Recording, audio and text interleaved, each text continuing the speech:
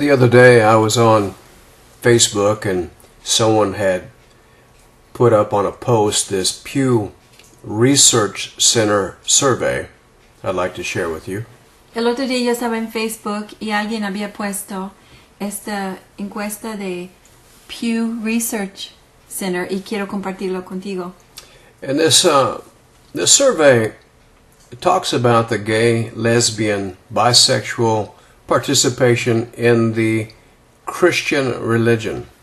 Y esta encuesta habla del gay, los lesbianos, bisexuales y su relación en el cristianismo.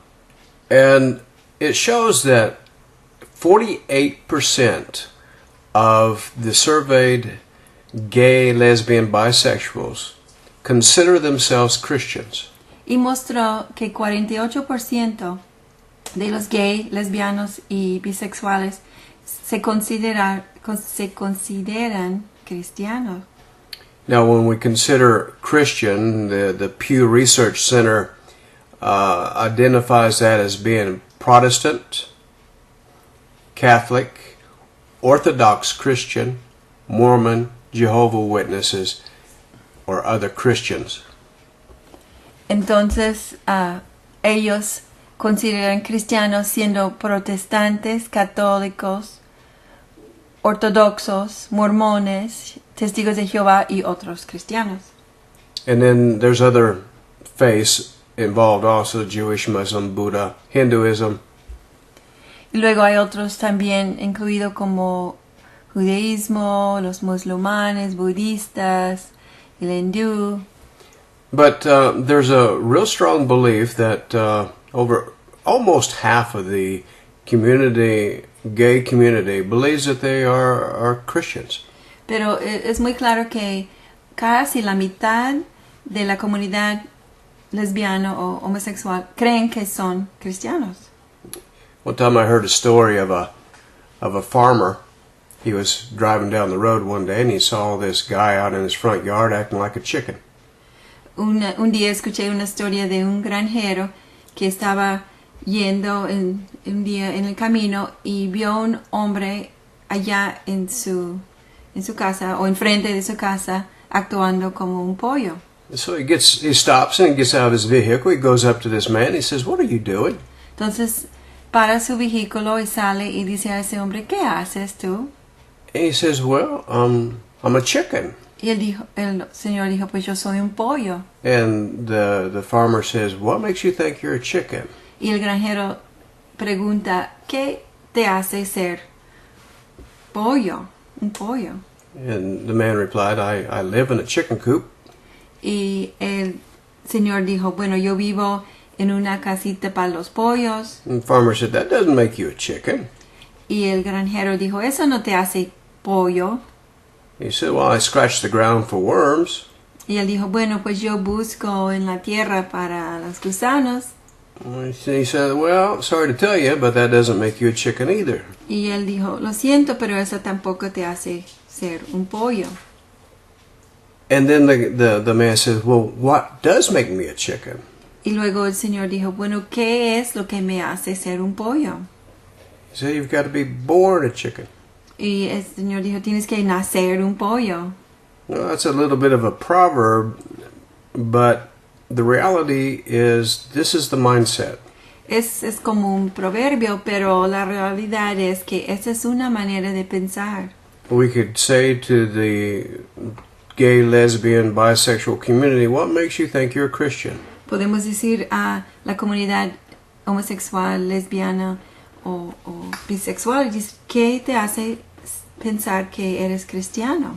And they might respond, "Well, I go to church." Y pueden responder, bueno, yo asisto a una iglesia. Or I go to mass. O asisto a la misa.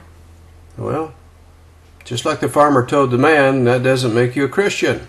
Tal como el granjero le dijo a este hombre, eso no te va a hacer un cristiano. Well, they might say, "Well, we give our tithes and offerings." Pueden decir, bueno, nosotros damos nuestros diezmos y ofrendas. And the answer would be the same. That doesn't make you a Christian. Y la respuesta va a ser igual. Eso no te va a hacer un cristiano. Well, what makes you a Christian? ¿Qué es lo que te hace ser un cristiano? You see, that's the big question today, Esa es la gran pregunta hoy en día. because we have a lot of people in our church buildings Porque tenemos mucha gente en los edificios, and seated iglesias, in the pews in the bancas sentados en las bancas, that think that they are Christian que piensan que son cristianos, just because they go to church. porque asisten a una iglesia. And I have something to say to that. Y tengo que algo para decir de esto. Not me, but Christ. No yo, sino Cristo. Let me take you now to the book of John, Déjame llevarte ahorita al libro de Juan. and I would like for you to meditate on what Jesus is saying here a little bit. Y me gustaría que medites un poco de lo que Jesús está diciendo. John chapter 3, verse 3, and then we're going to jump verse 4, and then we're going to read verse 5 again. En Juan capítulo 3, versículo 3, y luego brincamos 4 y leímos 5 una vez más. You cannot separate the church from the kingdom of God. Tú no puedes separar lo que es la iglesia de lo que es el reino de Because actually, the church is the gathering of people of the kingdom of God. Dios. Porque realmente la iglesia es la reunión del pueblo que son el pueblo de Dios, All right, so we have to understand what Jesus says. que son del reino. Okay. Y tenemos que entender lo que Jesús ha dicho. John 3:3 says, Jesus answered and said to him, Truly, truly, I say to you, unless one is born again, he cannot see the kingdom of God. De cierto te digo, que a menos que nazca de nuevo, uno no puede ver el reino de Dios. And then in verse 5, he says, truly, truly, I say to you, unless one is born of water and the Spirit, he cannot enter into the kingdom of God. Y luego en versículo 5 dice, de cierto te digo, que a menos que nazca de agua y del Espíritu, uno no puede entrar en el reino de Dios. All right, now going back to what Ricardo was saying, that he was born a homosexual. Regresando a lo que vimos antes, cuando en esta cosa donde decía Ricardo que él nació homosexual. And we spent time talking about he's right in one sense, he was born a sinner. Y pasamos tiempo hablando de que en un sentido tenía razón porque nació pecador. Every single person that is born of a natural birth is born under the curse of Adam.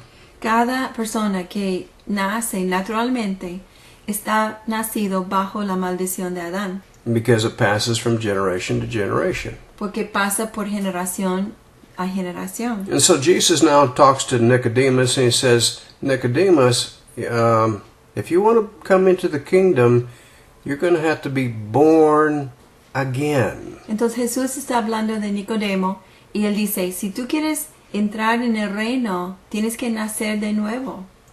There's that what happened to the soul of man has got to be dealt with. Lo que pasó con el alma del hombre tiene que ser tratado. And that's exactly why Jesus came, Y por esa razón vino Jesús, so that he could bring us into a new birth experience. para llevarnos a un renacimiento, una experiencia de nacer de nuevo. And that which cuts off or destroys or we're no longer under the curse of Adam anymore. Que corta y destruye, o en otras palabras, ya no estamos bajo la maldición de Adán. That we don't have to be slaves under that way of thinking and acting anymore. Que ya no tenemos que ser esclavos bajo esta manera de pensar y actuar. Ya jamás. In verse 5 is very clear. He says, unless one is born of water and the Spirit, he cannot enter into the kingdom of God. Y versículo 5 es muy claro, dice que por lo menos de que uno nazca del agua y del espíritu no puede entrar en el reino. You know, there's a lot of confusion about this verse because people really don't understand it. Hay un poco de confusión sobre ese versículo porque la gente realmente no lo entiende. But it's really not that hard to understand. Pero realmente no está tan difícil para entender. Every time that there was a new convert from Judaism to Christianity, believing in Jesus, they were water baptized. Cada vez que había un nuevo creyente que salió del judaísmo y fueron hechos cristianos, siempre fueron bautizados en agua. It is not a religious thing that we do just to come into the club. No es algo religiosa que hacemos solamente para entrar en un club. But there's something that we have to see in water baptism Pero hay algo que tenemos que ver dentro del bautismo en agua. that is a truth if we have faith in it and we hold on to it as ours. Que es una verdad. Si tenemos fe en él y lo tomamos como es nuestro. Jesus also gave us an example by his lifestyle. Jesús también nos dio un ejemplo por su vida. In his life, he demonstrated what is the essence of water baptism. En su vida, él demostró a nosotros lo que es la esencia del bautismo en agua. You know, Jesus was a person just like you and I. ¿Sabes que Jesús fue una persona como tú y yo? Some people think that he was God here on the earth. Algunos piensan que él fue como Dios aquí en la tierra, But that is not true. pero no es cierto. He left the heavens. Él salió de los cielos He unclothed himself of the previous glory. y despojó a sí mismo de la gloria anterior And he came to this earth as a man y llegó a esta tierra como un hombre to live his life as an example for men. para vivir su vida como un ejemplo para los hombres. He had to be a man Él tuvo que ser un hombre para hacer esto, to suffer the same things that we suffer. para sufrir las mismas cosas que nosotros sufrimos. How could he expect us to do things more than he did if he did things as God? ¿Cómo puede Él esperar que nosotros hagamos mayores cosas si Él hizo todo como siendo Dios? If he overcame sin because he was God, then we don't have a chance. Si Él venció el pecado porque era Dios, nosotros no tenemos chance. So he came as a man, he lived his life as a man, he experienced everything that we experience as a man, and he showed us a path to walk. Entonces Él vino como un hombre, Él vivió como un hombre, todas sus experiencias como un hombre para mostrarnos un camino que caminar. And that first thing and foremost thing was that he was about the Father's business. Y la cosa primordial, la cosa más importante es que Él siempre estaba haciendo los negocios del Padre. He was 12 years old, and he had a knowledge that he was to be about the Father's business. A los 12 años Él tenía un conocimiento de que tenía que hacer los negocios del Padre. And as we see him grow in his life, he comes to a point where he steps in the Jordan River to be baptized. Y cuando llega un punto en su vida que va a empezar el ministerio, Él pisa el río Jordán para ser bautizado. And after he rose up out of the water, the heavens opened, the Holy Spirit came down upon him and rested upon him. Y al entrar en el agua, y dice que los cielos se abrieron y vino el Espíritu Santo para reposar sobre él. There's a voice that says, "This is my son who I'm well pleased." Vino una voz que dijo, ese es mi hijo en quien yo agrado. And from that time on is when he started his ministry. Y de ese momento en adelante es cuando él empezó su ministerio. But nothing happened until he was water baptized. Pero nada sucedió hasta que fue bautizado en agua. Now, Paul gives us an understanding of water baptism in Romans chapter 6. Ahora, en Romanos capítulo 6, Pablo nos da un entendimiento de lo que es el bautismo en agua. there is a illustration of death and life in water baptism. Hay una ilustración de la muerte y la vida en el bautismo en agua. I have baptized many people. Yo he bautizado a mucha gente. And I must say this, that all believers should be baptizing people. Y quiero decirles que todos los creyentes deben estar bautizando a la gente. But if we're going to do it, let's do it right. Pero si lo vamos a hacerlo bien. Okay, the first part of baptism is identifying with Christ in his death. La primera parte del bautismo es identificando con Cristo en su muerte. Okay, that's what's symbolized when we take the person and we put them under the water. Es lo que simboliza cuando tomamos la persona y nos ponemos bajo el agua.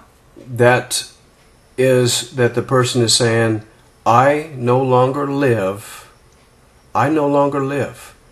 My selfishness, my self-centeredness, today dies. Eso es donde la persona está diciendo, ya no vivo yo. Mi egoísmo y todo lo que está centrado en mí se muere hoy. But before that can happen, the person has got to come to a place where they understand that they're a sinner. Pero antes de que eso puede pasar, la persona tiene que llegar al punto que reconozca que es pecador. And before you can render yourself to another Lord, you have to come to the understanding that you have violated his will. Hasta que tú puedes llegar a rendir tu vida a un Señor, tú tienes que estar de acuerdo y reconocer que tú has violado su voluntad. Part of that is the work of the Holy Spirit. Parte de eso es el trabajo del Espíritu Santo. Even before you've been baptized in him, he is leading you to the goodness of God, to reflect upon your life that you have separated yourself from God's presence. Aún antes de que tú eres bautizado, Él está trabajando y convenciéndote y mostrándote que tú has lastimado, has violado la voluntad de Dios y eso te ha separado. And that's what we call conviction of sin. Y es lo que nosotros llamamos la convicción del pecado. If there's no conviction of sin, there won't be any realization of doing wrong. Si no hay convicción del pecado, no va a haber una realización de que has hecho algo mal. And that has to be done by the Spirit of God. Y el Espíritu de Dios tiene que hacer eso. Somebody's going to say something, or you're going to read something, or somehow the Holy Spirit is going to reveal to you of your life. Alguien va a decir algo o vas a leer algo. En alguna manera va a ser revelado cómo era tu vida. And then you've got to come to a point where you are repentive for what you've done.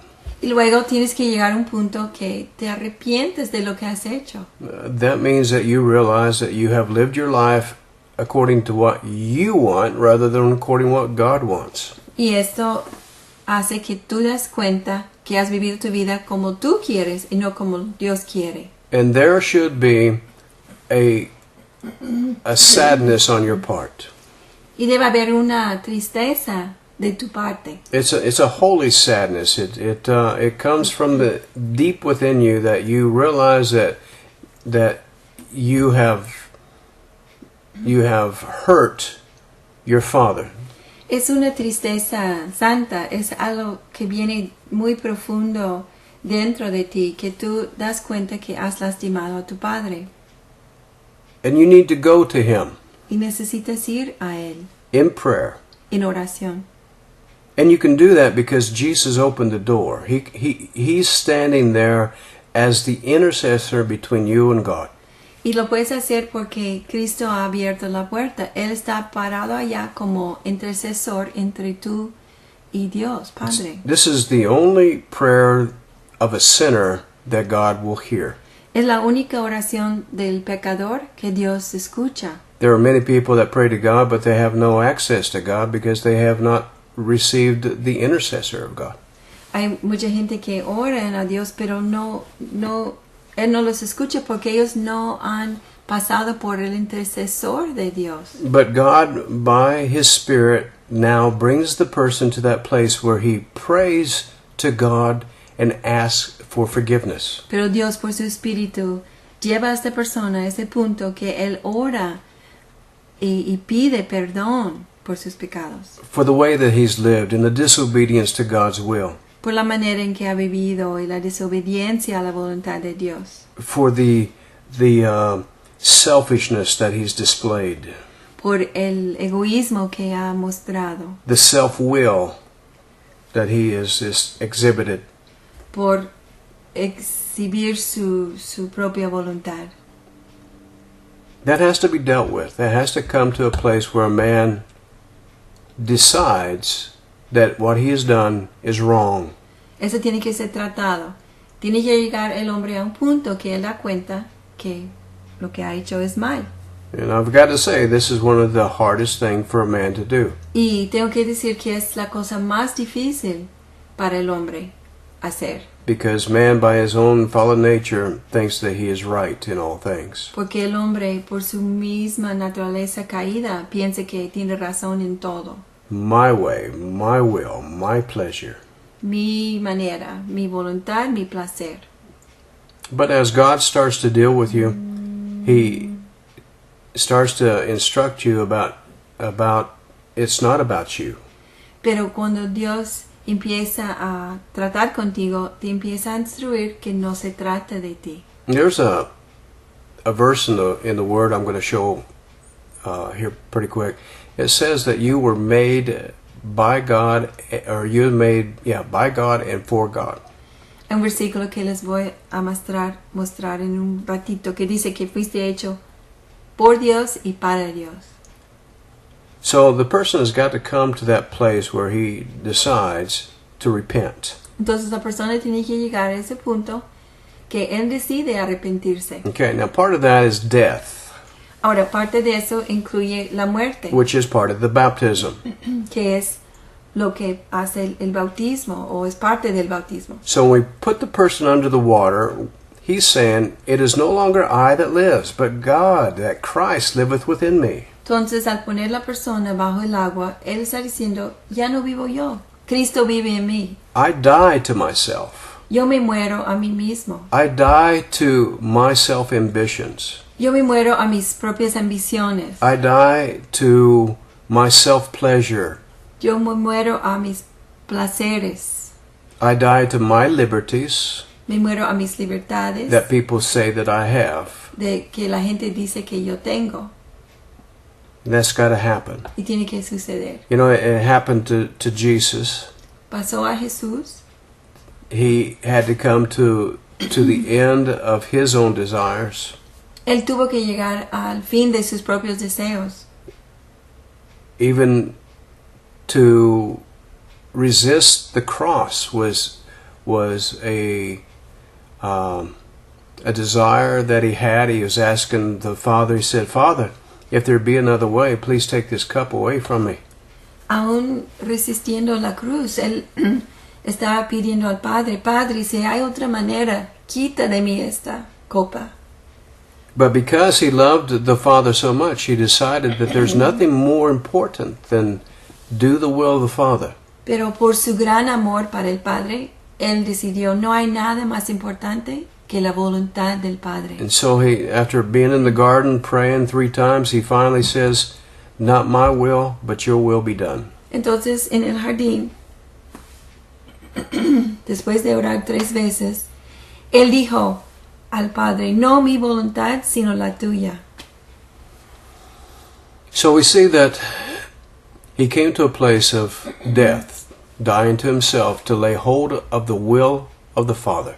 Entonces vemos que él llegó al punto de morir a sí mismo y hacer la voluntad del Padre. But there's a second part of baptism, Pero hay segunda parte del bautismo, which is that you come out of the water, meaning that you come into the life of Christ. donde tú sales del agua y entras en la vida de Cristo. You come into the life of Christ, Entras en la vida de Cristo, his will, su not your voluntad, will.